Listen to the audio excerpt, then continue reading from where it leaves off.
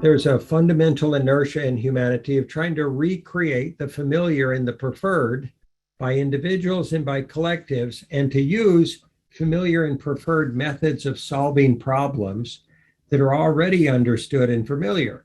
So if we have learned to burn down a tree as a way to clear it from being an issue, we can learn to burn down a whole forest.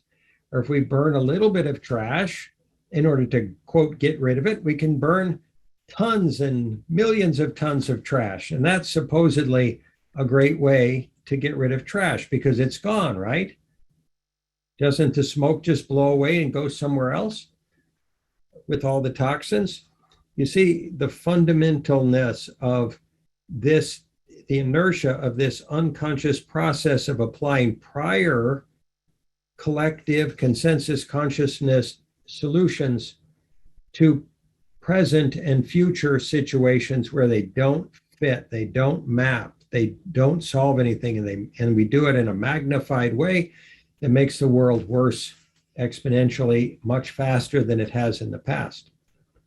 The consensus consciousness as a whole, the group consciousness of humanity, the group unconsciousness of humanity, its inertia, its processes, its dynamics, and the associated limitations it creates, and the priorities that it foists and forces onto us, and the effects that it has on what we invest in our lives as individuals and as groups. Just the investment on making a profit in everything that we do as a tribal consensus consciousness dynamic is killing us, is killing our world. Another is the hypnotic and entraining dynamics of ego identity interactions between people and groups and tribes and nations and organizations and religions and cultures of all kinds that we have not previously had an alternative to. Conscious collaboration, rather than participating in these ego-identified dynamics, is the antidote. It is the future, it is the path, it is the process. We've operated from historical trust models. Oh, if I can destroy this person, then I can trust them. Or if they would be harmed terrifically if they were to break a deal or an agreement, then I can trust them. Or if I could harm them, then I could trust them. Or if they don't have any other option than to work with me, then maybe I can trust them. These are tribal historical trust models that don't work at the scale and complexity that our world is operating at today. The legal system is based upon such dynamics of trust and the trust models that are associated with the agreements that we produce. And it's generating gridlock in the legal system, dysfunction, and an incapacity to govern our world successfully. We've already talked about the dynamics of resonance or dysfunctional resonance. We would suggest that full resonance with spirit is a wonderful thing, and it's always a work in progress. And that's a way different thing than tribalized or egoic resonance and egoic and tribalized decision-making based upon tribal resonance or ego resonance. The process of waking up, the emotional process of humanity, so that humanity can understand and emotionally connect with the plight of the natural world and all of its sentient beings. We have been emotionally asleep at the wheel, uncaring about the suffering of other human beings, uncaring about the suffering of the natural world, uncaring about the suffering of every other species on the planet.